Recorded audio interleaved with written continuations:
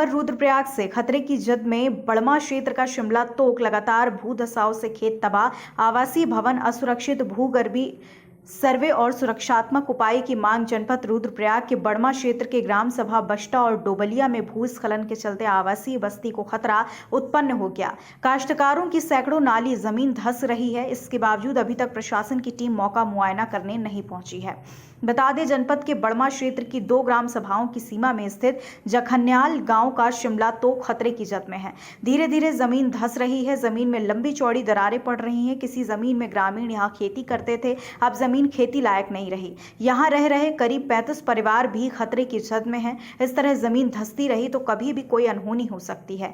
जमीन धंसने से विजयनगर तिमली मोटर मार्ग भी खतरे में है। ग्राम प्रधान डोबलिया गोविंद लाल का कहना कि कई वर्ष पूर्व यहां भूगर्भी सर्वेक्षण टीम आई थी। उन्होंने भी इस गांव को असुरक्षित माना और विस्थापन की बात कही। उन्होंने कहा, पिछले कुछ सालों से जमीन धंस रही, लेकिन अब तेजी से जमीन धंस रही।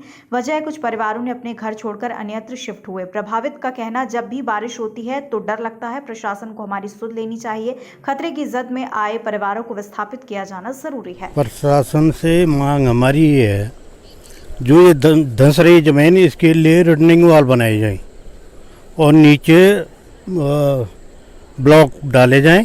एक बार बीच में ऐसा करने से रोकथाम हुआ था। कुछ साल से बिल्कुल कोई काम नहीं हो रहा है, जिससे कि ये फिर धंसना शुरू कर दिया।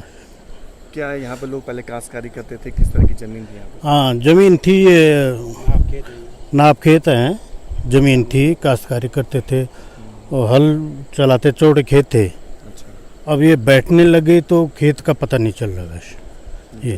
हाँ जी, हम ये चाहते हैं कि इसके निरीक्षण किया जाए। एक बार पहले 45 साल पहले यहाँ पे भूगर्भ वालों ने कुछ इस ज़मीन को चेक किया था, जिसमें उन्होंने ये बताया था कि यहाँ पे कुछ ज्वालामुखी का है, यहाँ ऊपर, ये ऊपर था। अच्छा। तो उस समय विस्थापित के लिए बोला, लेकिन गाँव वालों ने उन्होंने मना किया। अब आगे सरकार चाहे तो अपने हिसाब से जाँच बिठाए, उस हिसाब से जो हो सकता है करे। खबर भारतवर्ष के लिए रुद्रप्रयाग उत्तराखंड से वीरेंद्र रावत की रिपोर्ट।